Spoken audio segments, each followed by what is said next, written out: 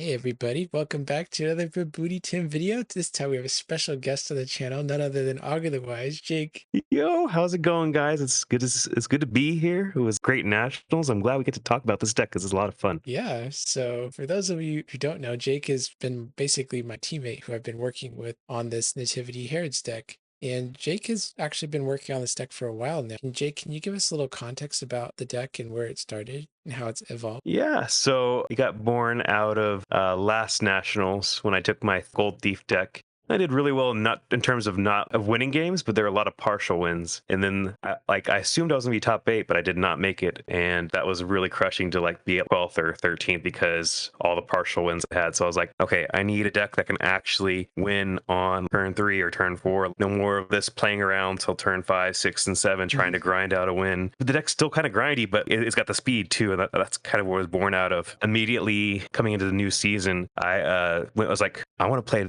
Resurrection on turn 1. And how do I play the Resurrection on turn 1? Because I want to get all that speed. I was like, Nativity seems to have all the tools of playing Resurrection on turn 1. So I was like, we're going for a Resurrection based deck.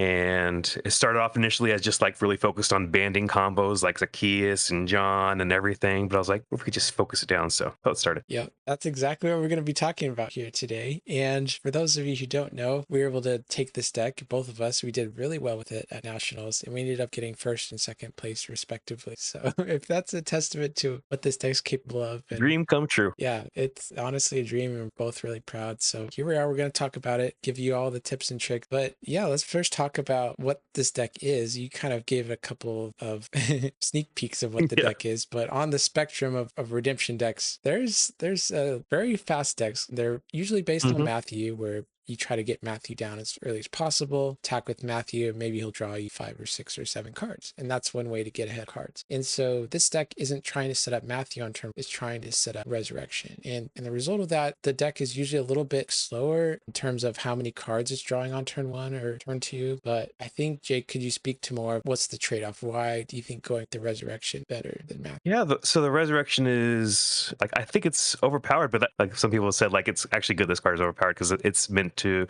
demonstrate that this is an important part of our faith here. This card is insane because the gospel fortresses in Gospel of Christ are insane. We have Herod's Temple, we have Bethlehem Stable. These things are both above the power level on their own. Herod's Temple protects both of your offense and defense and lets you access toss battles, which kind of throws a lot of people out of like, oh, I can't play my enhancements. Like it changes the game. And Bethlehem Stable not only protects your hand, deck, and reserve from your opponents, it also lets you recycle nativity cards, that nativity heroes, and it also grabs nativity cards. Like 3 different things here.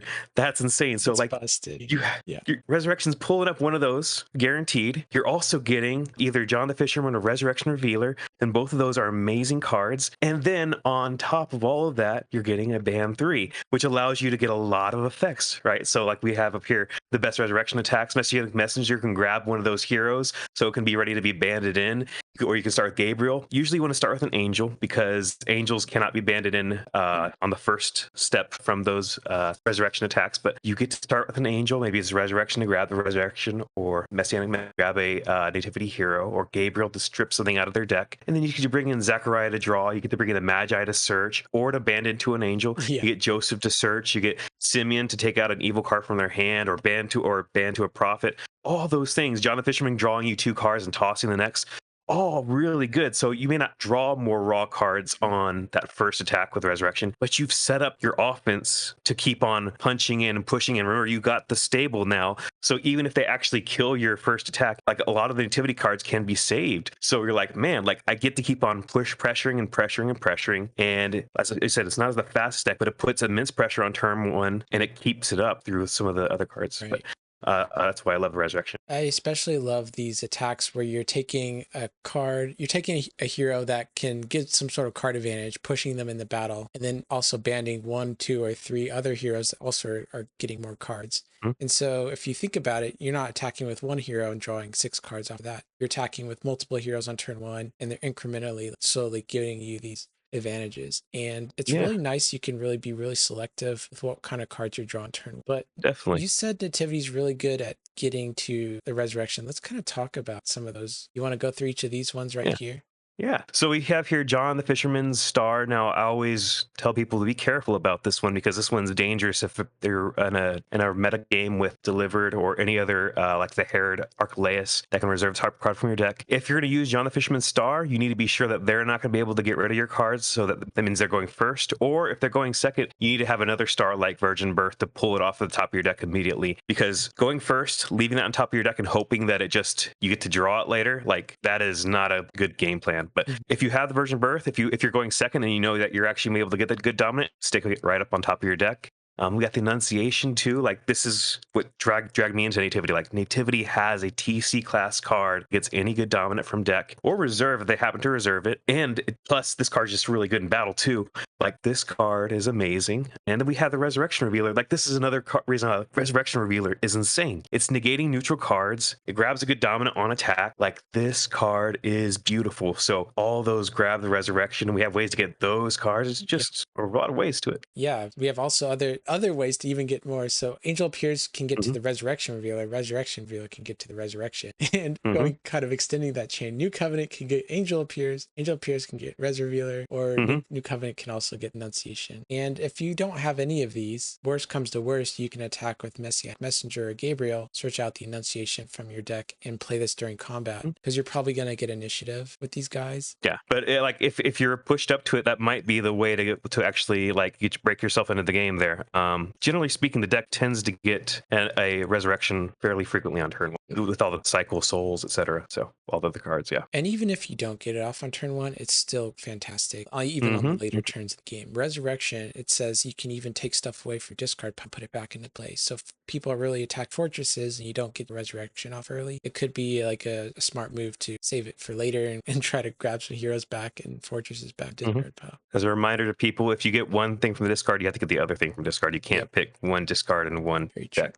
So let's talk about the other signature card of the deck. It's not just a resurrection deck. This deck is also very much a Star of Bethlehem deck. And for those who don't really know what this card does, I'll kind of really break it down for you in a simple way. Basically, you count up the number of nativity heroes you have. So let's say maybe you have 5, and you get to activate 5 star abilities from cards that are in hand, play, or discard pile. And usually you want to choose one of the star abilities to be your Star of Bethlehem, because Star of Bethlehem goes in play, we'll put it down, and so you can automatically, so if you had 5 heroes, you could draw 5 cards. And that's really good, right? That's really good. But this card really starts to get out of control once you start combining it with cards like Fighting to Egypt. Or giving protection and all your good nativity cards is just one of the strongest things can be doing in a deck that's attacking you with multiple heroes. You want to talk about some of the other tips and tricks you can do with Star? Star of Bethlehem is amazing, maybe overpowered. It's also very complicated because it can check cards in play, in your hand, and in discard. You got to be very careful where you're actually getting your stars from, but it is amazing. Often you're going to want to grab a Virgin Birth with your Star of Bethlehem. So even if it's in your discard pile, that means you can activate Virgin Birth Star and then have it look at the top 6 and then go into take one of those cards and then goes back into the deck. And then we have all these good stars. We have Flight into Egypt to protect our nativity characters from harm. Nativity cards, remember, this actually protects your stable. We have one of the tech pieces I brought in, Hezron the Enclosed, allowing this card to be used on defense to bounce a Meek or Genesis hero. We have just so many good stars here. And really, this card is just so flexible and so valuable. Consider that your opponent might have foreign wives. You may not want to actually draw all 6. It says up to, which means you can pick any number based on what you have. So if you have 5 nativity heroes, you can draw up to 5, but you could just draw 2 or 1. And this really gives you a lot of flexibility in what you want to do. Now, and generally speaking, when I play my first Star of Bethlehem, I try not to work at foreign wives. I'll try to just get the full draw so I can build up my defense, so I can set my stuff up. But later on in the game, if I'm I just need this rescue, I don't need all those cards, I'm just going to grab one card and then I'll use Virgin Birth to grab another card, and I'm fine with that. And we also have John the Fisherman's Star that we can put a good dominant on top of the deck, which means you stack one and then you just draw 1 or draw your 5 or 6 and you pull up the dominant you searched up. But Star of Bethlehem has so many, so flexible, so different, and just a really unique dominant in Redemption. And it's funny that there's this limit twice per game clause on there, because why? You play your dominant once, what are you going to do? Get it back? Yeah, exactly. We're going to get it back. If you have a storehouse in play during your upkeep, you can go to your reserve, grab the Coming Prince out of there, and it's a territory class, so you can say, hey, I'm going to top deck a good star card. So guess what you're going to top deck? You're going to top deck Star Bethlehem. And then here's my favorite 3 people I love to attack with when I do do that, each one of them can get the Star Bethlehem off the top of your deck and into your hand. And so you can just recycle it, play it again, draw 6 cards, give your stuff protection again. And the fact that you're able to do this really consistently is really strong. Who would have known? Yeah, and remember, Mary can grab the Coming Prince again too. Like the deck just has a lot of way. Frequently, there's a lot of multiple cards that can grab the same card, and there's a lot of searching in this deck. There's a lot of decision making, and that's one thing to note for this deck is it's going to ask you to make decisions more than other decks, and it's going to be something that you'll have to get used to and start working through. That's why I love playing just goldfish games with this, and just like, what would I do here? Who would I ban in this situation? Because Star of Bethlehem is a high skill level card. You have just a lot of choices that have to be made with this deck, and it really matters for how the deck plays out. Yep, I agree. Something I really like about Nativity is how easy it is to grab your Son of God. Not only do you have a bunch of cards that say, search a Nativity card, and this, if you're using the Son of God card, this is a Nativity card. And so you can just grab your Son of God when you need it. And, Exactly. there's a lot of games that you can just lose if you don't draw your Son of God. So that's another thing I like about Nativity that just adds that consistency. And this was the tip that Agur was saying, where you play Star Bethlehem, activate the star ability, John, top deck, a dominant. If you need Son of God, you can top deck that and then draw cards or get a different other cards. So yeah, super consistent. Yeah. And these were the cards you were talking about that would be cards to play around. If you're trying to play a big Star Bethlehem, these are definitely cards that you don't want to run into. Yeah. Oh, one other thing to note for Star Bethlehem, this doesn't come up very often, but randomly we'll just actually get the natural star in it. And that's kind of busted sometimes. Like if you just get a natural star for 4 or 5 and you don't actually have to play the card, you just, I just drew 4 cards randomly. Like what? Right. Okay. That's insane. So this is just another thing to note. The deck does not actually usually get it because we usually pull it out faster. We pull it out of the deck faster than it can happen, but sometimes it happens and that's crazy. It's a really nice to have, huh? And to just add some more clarity about why you'd want to have Hezron. It's a blue card. Like why are we playing blue cards in our Nativity deck? Well, the best decks in the format are running these meek heroes that like to attack by themselves. It's really important to have a dominant speed way to get rid of them in a way they can't anticipate or deal with. And so Jake found this tech card a couple weeks before Nationals, and we both checked it out. And I realized we could use our defense, which we haven't even gotten to yet, but our defense could actually help out, get this guy into our discard pile. So if you block with the Herod Agrippa, you can target your own reserve and then discard a good card from that. So you can take Hezron, put him in your discard pile, and then if you have Star Bethlehem, you can go ahead and play that and bounce to hero. And it's great. It's wonderful. It's really cool. It changes how they attack. On its own, it's not going to stop them because they can just ban, they can do other things, but forcing them to ban, forcing them to change up their attacks really allows your Herods to capitalize on the new weak spot that's been presented. Because if they're banding, wow, now they're in range to be stalemated immediately. And now they have a difficulty with the Herods that stop bans. It's just a really powerful tool in your defense to have a Star of Bethlehem act as a defensive dominant. Agree. And here's just another incidental way. If you hit the star ability of Feudal Inquisition, you can always discard your own Hezron from your reserve. It's not going to come up often, but it's good to know. And Jake, tell us about this other powerful star ability. This is something that you really like to do, I've noticed. Yeah. So I love the play Lost Soul from a deck star. At times we actually try to fit more of those in, but Lost Child Found is just the perfect balance of this card's amazing already because it's a really useful card of the meta, but the play Lost Soul from a deck gives you the opportunity to get Soul Gen, gets Crowds or Protector, gets all these important souls that you actually need. Our deck wants to have souls out. Sometimes, at least when I started Redemption, you're kind of like, oh, I don't want to draw my souls. This deck wants to draw its souls. We want to have Distressed. We want to have all those things down, and this lets you search up the most important soul to you at the time, and that can really mess with your opponent's strategy. Like getting a Crowds or Protector when the Matthew deck is not ready to solve it, that's a big wrench in their game plan. Obviously, they can solve it, but they have to have the tool to solve it. If they don't, Matthew does nothing. And having this star forces them to have another counter, and if they don't, you get a win in that area. Another reason I like this card is against these different types of soul hide strategies that are out there. There's strategies that are trying to tuck away their lost souls or put them on top of their deck. If you're attacking and they get a successful block off, well, the battle's not over yet. You can play your Star Bethlehem, activate the star ability, and either target your deck or the opponent's deck. And if you're targeting your deck, get out this lost soul, which token, or you can just fetch their hopper out of their deck or whatever. and the battle's back on, Yeah. and all of a sudden, oh gosh, my Death and Righteous didn't do anything.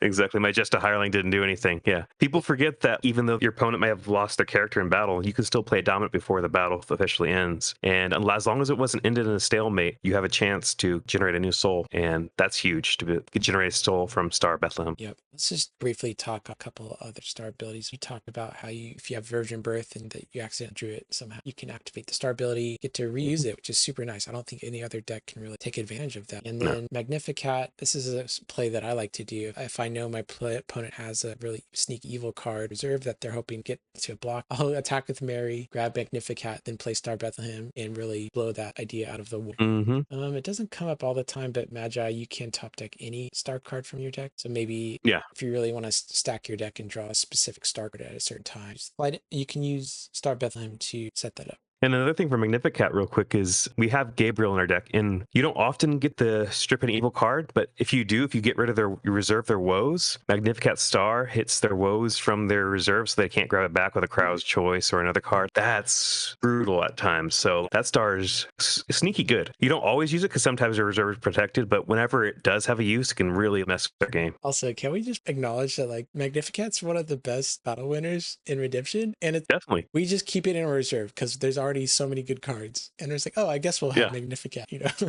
Yeah, it's insane. It's a fast speed battle winner that also CVP by Mary. Just so many good things all about. And it tags all evil characters in battle. Like, come on, that's insane. Yeah. Let's talk about some of the best attacks with this deck. Jake, this is one of your favorites, just attacking with a Mary by herself. Tell us why. Yeah, so Lone Mary fits my desire to actually start whittling away at the opponent. So you get to hit an evil or neutral card in their territory. And honestly, I think Mary's one of the reasons why we didn't see much of Book of the Covenant at Nationals, because if people can set up this Book of the Covenant with two covenants on it, and they're getting massive card advantage every turn, and they have CBN covenants, and they're doing all this stuff. Not if you got Mary out there, because if she just takes up the Book of the Covenant, it's sending all the other covenants on it into reserve, and then you get a star card, and those two things are both CBN, and on a 1/3 character under Herod's Temple, being able to activate Toss, it just presents a really hard attack to block. Now, as a lone hero, she could be Christian martyred if you expect your opponent to have it, but you have to be careful about that. But in general, a lot of characters will find it hard to win a toss battle against you with Herod's Temple and Mary, because you get to go first and you can toss them down and still retain, toss them once, still retain initiative and toss them down twice. And they really don't have an out to that unless they have a Woes waiting for your temple. So it's just really hard to stop a Mary that's got a Child is Born in her hand from grabbing the star card or coming Prince in hand. She's really good at those toss battles. Right. And it's the cool thing about toss battles. If you're in a toss battle and you're able to toss them down, there's no chance where they can try to respond, interrupt the battle or anything like that. That's why tossing is so good. It doesn't let opponents play the spins. Yeah. So just be careful if you toss them into a place where they would actually get initiative back. Just make sure you're not doing that. But as long as you do that, she's really dangerous on the solo attack. Here's one of my go-to attacks. I love to just take a giant stack of Nativity heroes, push them into battle, top it off with Joseph and Mary, because all these Nativity heroes can band each other. Like this bands to a prophet, Gabriel's a prophet, or Messianic Messenger prophet, and then they band each other. A lot of the CBN or CBI, CBN, CBI, CBD, and then top it off with Joseph. Joseph attacks can grab something for deck reserve. That's +1 card. If Gabriel's negating something for territory, that's -1 card. And then Mary's -1 card for them, +1. And so if you count up all this, that's +4 cards maybe, which is really strong. Yeah. If you're just attacking with this over and over again, there's not much the opponent can do, especially if you're backing this all up with the glory of the Lord. Yeah, back that up with the glory of the Lord, back that up with Flight into Egypt Star, either natural or through Star of Bethlehem. It's a tough block to handle. The traditional way to stop these huge banning chains is scattered effects, right? They have multiple heroes in battle, this card becomes CBN. Well, if all my heroes are protected from harm, that doesn't help you. Yeah. And if I have glory of the Lord down, you can't play, you're unsuccessful, that doesn't help you. So it's just really strong attacks you get with this deck. Here's another that is actually kind of sneaky. Glory of the Lord, we're seeing more and more of this card. And if you're expecting the opponent to have that, well, something you can do is lead the charge in with Zechariah by himself, which he's he's a prophet, or sorry, he's a priest. And so Yep. you can play your glory and they can play their glory. And guess what? You're going to be still able to play those enhancements. And so Zechariah is a really strong attack. You not only get to draw 2, you can prevent the next. So I love Mm-hmm. attacking with Zechariah, but for the reason you mentioned why weak Mary isn't Mm-hmm. usually the best, sometimes two situations where they really punish you attack. Yeah, and this goes to what I've said with Nativity is it's a deck that requires a lot of decisions. Should I attack as a band? Should I attack solo? Like you got to know. Oh, I think they have entrapping Pharisees. I cannot attack solo. I need to bring somebody, or I need to have it protected first. Yep. Glory of the Lord on Zechariah is insane, but also worry if they actually have their own lone priest to block, like Priest of Zeus. Just consider all the aspects that could come into play. A key reason for the success that I've experienced with this deck is using cards that can look at the opponent's hand. Like Jake was saying, I can see what they have in their hand, and then I can decide what to do based upon what I see. And cards like First Sacrifice, if I see something in their hand that is really going to be problematic for me, I can be proactive and get rid of that. How I play First Sacrifice is I use Storehouse, or I can use Mary to get it out of my reserve, and then I play it on one of my greens. And this card is one of the most powerful really things you can do if you're in Nativity or you attack. Yeah, hand knowledge is absolutely insane. And it goes back to what we're talking about. Like, oh, I know that they have a entrapping Pharisee, so I'm not going to tackle the solo character that can just be captured. Oh, I know that they have this. And as you've got here, 20 shekels, not only is it seeing their hand, but it can manipulate their hand. If you play a character down, that means Mary can reserve it before it even gets a chance to block. That's crazy. I personally went with Temple Veil just because I liked having it active at the same time because it goes on Herod's Temple. It doesn't take up my artifact slot, but 20 shekels is insane, especially with Mary or other cards that can mess with their territory before they block. Yeah, I especially love pairing up 20 shekels with Mary. If there's an evil character in their hand that you know is just cause you probably if somehow attack, you can just attack with Mary after you use 20 shekels to put him down, and the opponent just loses evil character. And against decks that don't play that many characters, that can be really brutal. Mm-hmm. All right, so let's kind of put focus to some defense. We've talked a lot about the offense, but let's get to defense. And the reason I like this defense was it had, to me, the consistently really good blocks as opposed to something gray or black, which it did have good blocks, but they weren't quite as good as the ones that I think we're going to talk about right now. Yeah, I think gray and black had some good cheesy blocks, but they're not as consistent as gold. Gold just had that insane consistency. A lot of it based on this guy right here that we're looking at. This guy is an all-star for sure. Yeah, so on turn 2, once you have access to reserve, you can block your executioner. And what he can do is he can put the foreign horses on either himself or a Herod play. And if you're putting it on a Herod, you have to ban to that Herod first. But once whoever's in battle, once that happens, you can interrupt the battle, draw 2 cards, and usually opponents will have used a draw search ability. You can play an evil enhancement, and you either play Feudal Inquisition or Contagious Fear, and that will end the battle in stalemate or reserve to protect all lost souls from rescue. And both of these are insane because they don't give your opponent special initiative. Yeah, these type of like auto blocks are one of the things that sets gold apart because other decks have stalemate cards. Other decks have ways to do this, but they don't get to play them for free before the opponents had a chance to do anything. Like they don't even get a chance to play a dominant before these cards happen. That's how insane it is. It's automatic from Herod's Executioner coming in. He goes to reserve, gets the foreign horses. If you put it on a Herod, you can bring the Herod in and do the stalemate one, or if you just put it on him, you can do Contagious Fear, and reserving him with the weapon will take the weapon back too because it's equipped to him. Like that's really good. And like you just want to buy some turns. Like you can't necessarily hold out forever against every deck, but like just buying these turns is huge. And here's another really good block that I thought was cute. If you have Herod the Great and they're attacking you with anything, have 1 hero on the territory, you could go Herod the Great, swap him out, get 1 hero into battle, use your Christian Martyr to get rid of it. It's not as good as the Executioner block, but it still can get you out of a lot of troubles with just 2 cards. Yeah, Herod the Great is amazing, and he can also punish any deck that's running like off-color support for their characters in their territory. If they have like an Akeem down to negate artifacts, but they're not playing gold, and they don't have Herod's Temple up, he can pull in the Akeem, and you're like, you want to actually play anything on the Akeem? Or like, no, I don't got anything. Like, that's really cool, and the fact that he just goes really well with Herod's Temple, that he can play himself. He's just an all-star of a card. Herod the Great is one of those cards that really can make people groan when they say, oh, you have Herod the Great. And he's so good that I've seen a lot of defenses just play him, even though they're gold cards. Like that just tells you the power, what he can do. So if opponents are attacking you with multiple heroes, like the giant banding chains that we're seeing a lot of, you have a couple outs to that. My favorite one is definitely Herod Agrippa. Not only does he get to negate a card, is he has insane protection from heroes and opponent's dominance, which is CBP. And if you pair that with a Glory of the Lord or Herod's Temple, in the fact that you activate your temple before you block, opponents are either going to have to try to toss them down with 9 power worth of enhancements, which is they usually don't have that on turn 2 with blocking, or they're going to have to try and negate them with like 3 woes or something. But if you pair them with this, these are really good blocks. Definitely. As always, be careful with the glory, because if they have a 3 woes, they can really like punish you for that. And I hate to like burn a glory just to have them get out with 3 woes, but it feels less bad to have a temple negated in that. You're like, okay, you had the out, let's go. I still have my other dominant back, but he's so good if they don't have the answer, and you just play around what they have. You also have some enhancements that can come bail you out. No Straws, this CBN battle winner, that if you happen to get initiative, either with your executioner or just block with a small guy and ask for initiative, this is one way to really set them back by returning all their characters in battle to the top of their deck.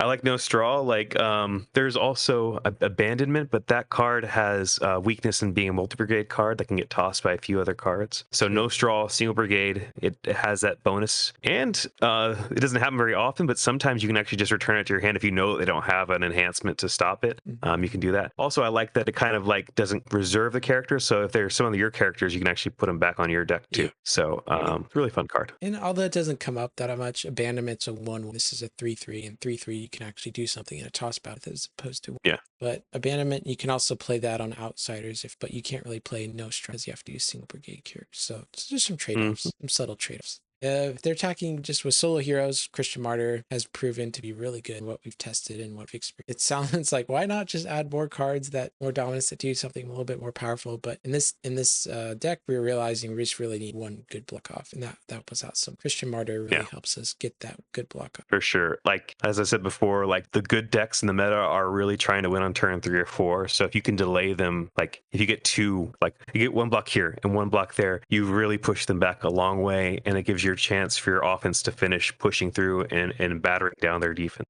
Yep, Herod Agrippa I, he's like the Herod Agrippa, but he's protected from lone heroes and opponents' dominance. So if you pair that up with Glory or Herod's Temple, that's also going to be pretty good blocked most of the time, especially on turn. But like Jake said, it's also weak to dominance being played, like the Resurrection, bending multiple heroes into battle. So he's not my favorite card to block with all the time, but he's decent. And then also you have the option to play little small characters and play your... there's a theme here. It seems like Contagious Fear and Futile Inquisition are good cards, or what? They're amazing for sure. And here's a card that we added kind of recently to the deck, but we were seeing a bunch of these powerful New Testament offenses. And a good way to get to kind of mess with them is block with Emperor Claudius and use your trick of doing a toss battle or Glory of the Lord. And there's not a lot they can do with these. Yeah. So like we wanted to play Denarius, and Emperor Claudius it's either Emperor Claudius or Nero that people play. And Nero only works against solo heroes, and he also is a 7 toughness, which means he's a lot easier to toss down 11 toughness. And I was like, Claudius, like all the strong decks are playing, almost like 90% of the strong decks are playing anti-hero. So like this guy's just going to be better in 95% of the situations. Let's try this guy instead. And well, at least I think other people tried Nero, so I was like, let's try Claudius. So I do love Claudius for this deck for sure. And because we get to play Claudius, we also get to run Denarius, which is one of the best card draw artifacts in the game. And a way to get it out really consistently is you can use this delivered as a territory class, either played on Herods or like a green hero. Activate Denarius and get a Roman from your deck, and note how your Herods are also Romans. So if you've already drawn your Claudius, you can get... But basically this card, if you think about it, says draw 4 cards. You get to draw 3 from this one, and you get to draw an evil 2. So it's just like 1 card to draw 4 cards. Sign me up every day. There's no conditional. It's not really hard to set this up. And I did the math, and 20% of games you're going to have this in your opening. So it's really good. It's really powerful. And there's delivered too. And I forgot about delivered star. Like there's stars are so amazing. Like you just get to discard the top card of the deck whenever you do star Bethlehem too, because if you have delivered in your discard pile, that's actually randomly huge. Like sometimes it can backfire, but generally speaking, there's a good chance there's a decent chance you hit something important for their deck.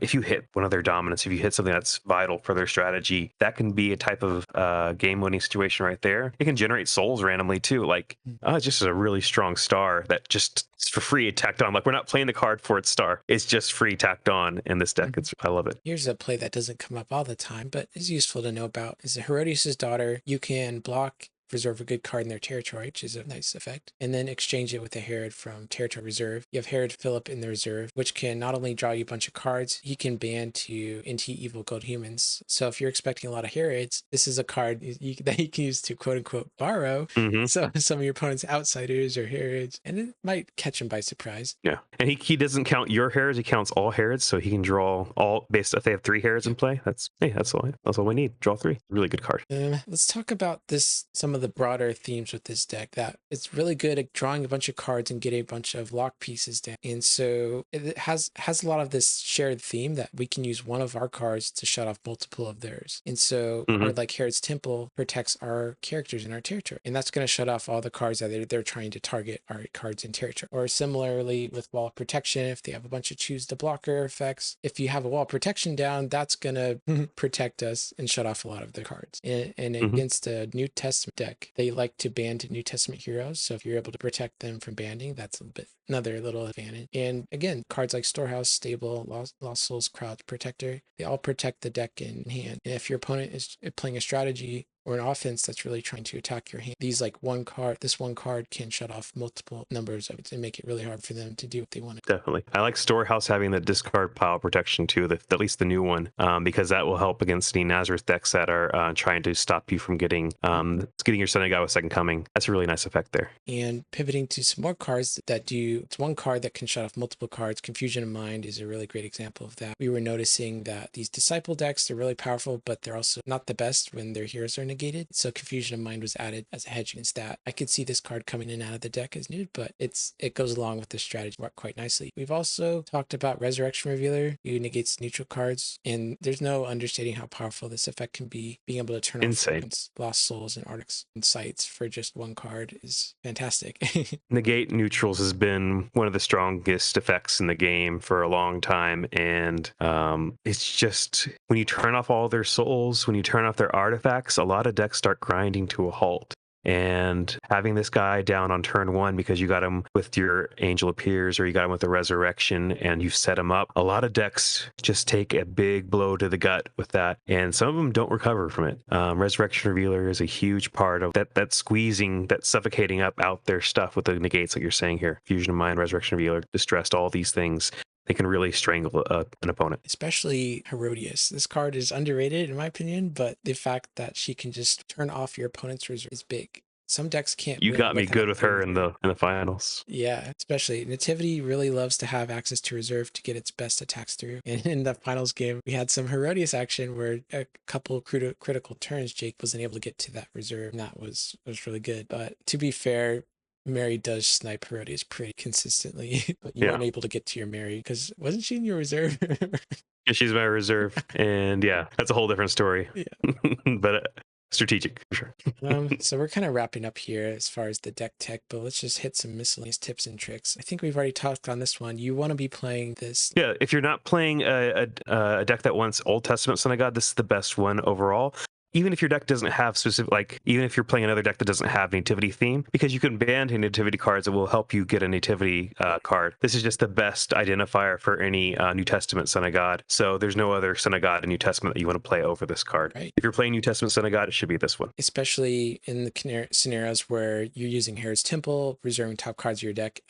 Reserve Son of God. Don't worry, you have Bethlehem Stable, which can get back a nativity turn. So just random stuff like that can really make this card amazing. Good C. This card is a territory class card played in the reserve. You can get it out with a New Covenant. You place it down as your territory class attack and has a couple of good tricky plays. You can use it to add John the Fisherman into battle if you know they're going to play something like a really evil enhancement to blow you out of the water, just add John. Or if they end up playing something, you can add Magi, you can ban to Gabriel. Gabriel can ban to negate something. So those are just some nice safety net to have with the deck. 3 Woes. It's about $25 card that you can get on the Cactus website, but it's probably the best $25 you can invest in redemption. This card 100% is amazing. I like to use this card and play it down as a evil Woes. to negate their good Hmm. cards. Not only is it Yeah. important to be able to negate their fortresses that are giving you hand protection, so you can start seeing what's in their hand. There's just it's a lot. There's a lot more targets for an evil Woes than a good Woes. You're going to be using Mary Yeah. all the time to just blow up their evil stuff. So your good Woes is going to have a lot of things to do. Yeah, and I think that's the thing, a strategy point that every deck should know what their woes wants to be on in general. Like sometimes you negate a neutral card, and you're like, ooh, do I put this as evil or as good? This deck likes to have it as evil. Like you said, Mary's usually clearing out the stuff that needs to be well, that would have been good for the good side. So you're like, the evil side covers the other half of the coin that I don't really have fully settled. All right, so you've seen all the cards have little price tags on the bottom. So those words were as of Friday, September 13th, 2024. Those are the prices of the cards on your turn games. And Andy is actually going to be selling versions of this deck on his website at probably a lower price than we see here. So this is just giving you an estimation what the deck's value is and what kind of deal you might be getting Andy within there. I think he's going to be selling a couple different versions of the deck because I think he can't really sell these at retail. So he's going to be forced to sell the versions that are like the $7 versions. So he's going to be selling the versions of this deck with and without this 3 Woes. I don't know if he's going to be selling this Son of God, but he'll give you a lot of flexible options. But yeah, I'd really recommend that people try this deck out. It's a lot of fun. It gives you a lot of power. It does require some some thinking, but like I think that's fun. I think it's fun to put some extra thought in your deck, and I enjoy this deck. All right, we're almost done, I promise, but we just have some quick questions. Jake, what are some mistakes do you think you can make with this deck on the offense side? So mistakes you can make with this deck on the offensive side, I do think that you can missequence bans a lot. Like your first turn is so vital to get right. And if you like, oh, I played the wrong TC card, or this is a big one, a lot of the cards require hand disadvantage. If you play a card that needs hand disadvantage to do what you wanted to do, and it doesn't do what you want to do, that can be a big situation. Like, this card doesn't actually do anything. So I've had that happen to me a few times. I think maybe a couple times at Nats where I know a couple of times at Nats where I made big mistakes with hand disadvantage. So there's definitely a lot of things that you can do wrong if you're not paying attention. Yeah, I've definitely been there where I'm trying to attack with these nativity cards that only do things with my hand size is lower than my opponent's, and I counted the cards in my hand as, oh, I should have put down so and so card, or else that would have been really. So yeah, that's important muscle to train for this deck for sure. I feel like this deck can also kind of fumble your Star Bethlehem turns because you just get overwhelmed by the decisions you have to make. So if you're starting out, just focus on, hey, how many cards can I draw? Can I protect this? Not trying to get super fancy with it. That'll come later as you get reps into the deck. Agreed. What about on the defensive side of things? What are some of the mistakes you think people can make there? On defense, I think that you really want to be sure if you're going to commit a glory on defense, that they don't have a woes to undo the protection that you got on your Herod. Or if you're using Executioner and they haven't searched or drawn, that can be a problem because Executioner is really meant for those situations where he gets to autoplay the enhancement. He's a lot worse if you actually just have to actually play the enhancement on him. But in general, the defense is, honestly, I think the defense is probably an easier way to play than the offense. It's a lot easier to play than the offense. That's for sure. There's some problems with Herod's Guard. You got to make sure that the Herod's actually in your territory or deck. It can't be in your hand. There's a few random things like that. But in general, I think the defense is easier to play than the offense. Yeah. Basically, this deck plays a lot of this strategy where you're not trying to let the opponent play their enhancements on offense or defense. And so I would caution people against wanting to block just to block. If I'm faced with the option where I can block with a block that I know is probably not going to win me the battle, I don't want to, in most scenarios, I don't want to give people the chance to play their good enhancements and snowball the game. And so if there's a scenario where I feel like it's really unlikely that I'm going to win a block, I just sometimes just let them have, or like block with Herodias' daughter, take something from their territory and then down. Yeah, that's 100% a great choice. Like I found that a lot of the games where I made a block where I wasn't confident in, got snowballed really hard when they started playing enhancements and banding and doing all these sort of like, oh, I should not have blocked. Yeah.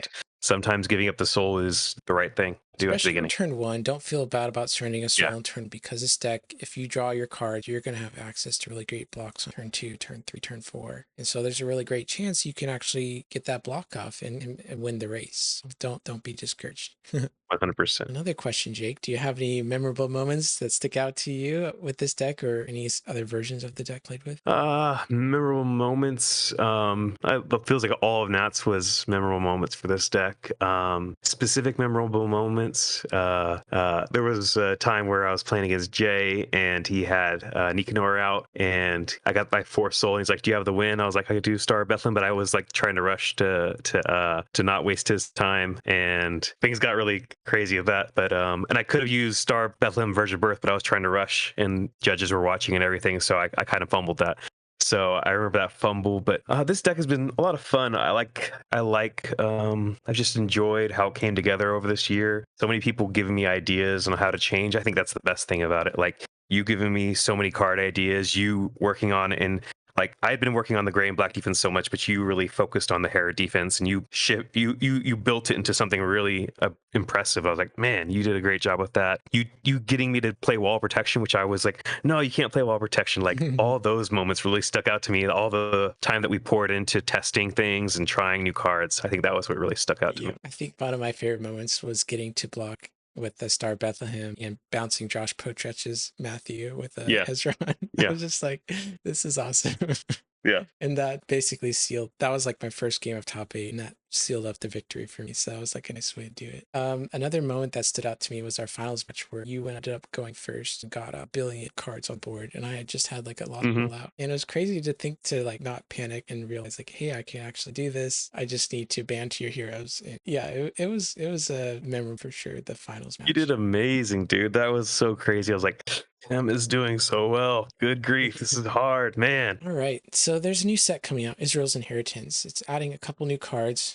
Let's talk about briefly just if there's any cards that people might want to be adding, thinking about picking up for this deck. So the card that I can think about, Victorious Being, it's an angel that can search for prophets from your deck, and there's a lot of good prophets in Nativity. So it's a way to get to your Resurrection Revealer more consistently. Also draws you cards. So, but aside from that, aside from that, I don't think there's really anything else from Israel's Inheritance specifically that you might want to add. Jake, can you think of any other cards that you want to put in out of this deck, depending upon what's popular? Besides Victorious Being, I didn't really see anything that really stood out to me in terms of like, oh, that definitely goes to Nativity. And Victorious Being itself, that card is insane, and you're gonna, like, we would have been playing that for sure, and that's if we had it. That card is brutally good.